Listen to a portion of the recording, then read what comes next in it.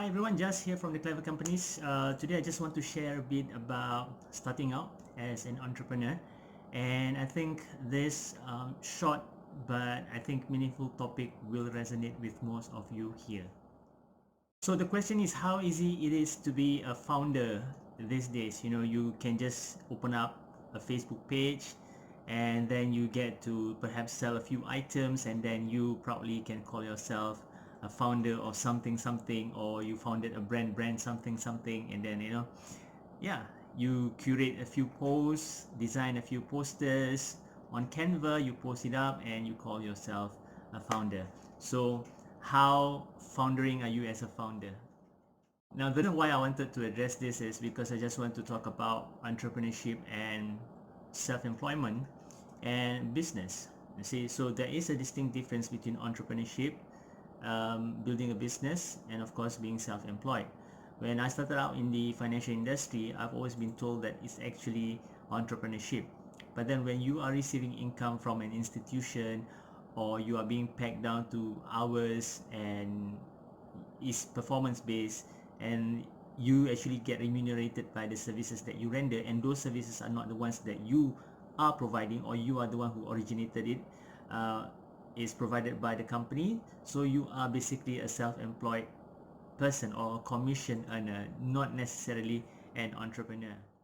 And so the point I'm trying to highlight here is that you can perhaps call yourself starting out on the entrepreneurial path when you start selling your own things or selling things from other people, and then you are the one who's deciding the amount of money or the amount of time you can dedicate yourself towards the cause, and the amount of money that you earn is in proportion to the amount of hours you spend selling it or providing the service. So that is the path towards an entrepreneurship kind of venture. The next part of it is actually the business itself. So I mean, if you watch Shark Tank a lot, you'll know that the sharks will always call out entrepreneurs who call themselves a business. So the interesting thing about Shark Tank is that the sharks will always highlight to the pitchers or the ones who pitching for the funding, and they'll specifically say, like, you are not a business yet, you're just starting out, you're too early, you're not a business, you are just a product, you're just you are not something that we can invest in. So I thought that that was so interesting because it really defined the fine line between self-employed commission earner, entrepreneurial ventures, and businesses in specifics. So what I'm gathering, or what I gathered from the Shark Tank episodes, or what I thought that were very important to me, is that a business is when you have a plan of processes, things set in motion, and these processes are supposed to create an output at the end of it all. And of course, it's supposed to create income, profit, and you have to also actually take stock of the kind of things that you have in terms of the stocks, in terms of the pricing, in terms of the amount of payments that you make for yourself or for your employees. So in totality, that will account to what a business is all about. So just because you log on to a Facebook page and then you receive orders, that is not necessarily a business per se in the larger context of things. It is something that you are receiving orders, and yeah, it creates a profit. But when you're talking about a business in totality, it has all those P&L, it has marketing, it has branding, it has stock taking, it has development, it has growth, all those kind of things. That will be the one that will encapsulate in totality what a business is all about. And the point that I'm trying to say is that when you are starting out and you are going into anything, like you want to sell a product and you're thinking of perhaps bringing a product in from Malaysia and then selling it over here in Singapore, perhaps you are the main stockist, or you want to be a reseller, you want to be an agent. Identify whether you are just an order taker, in the sense that you are just providing a platform for you to be selling these items.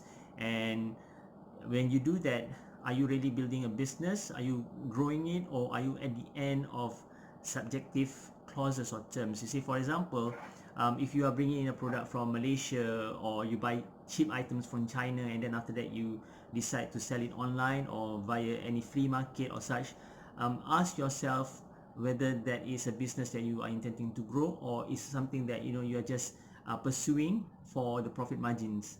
Okay, because At the end of the day, you know that if you're getting products from Malaysia per se, and then you're bringing it here, you are still subjected to a lot of things like what if the founder of the product decides to close down, or what if the founder of the product decides to change his or her products, what if the founder of the product decides to change the prices, the exchange rate and such. So those are the kind of things that you cannot control, but yet you are at the end of it all. So yeah, you have to understand that. So you have to also realize that it's important that there is a level of control that you can have in your business if you're intending to grow it even further. One of the interesting thing about pursuing an entrepreneurial journey is that you get to dictate what you want to do.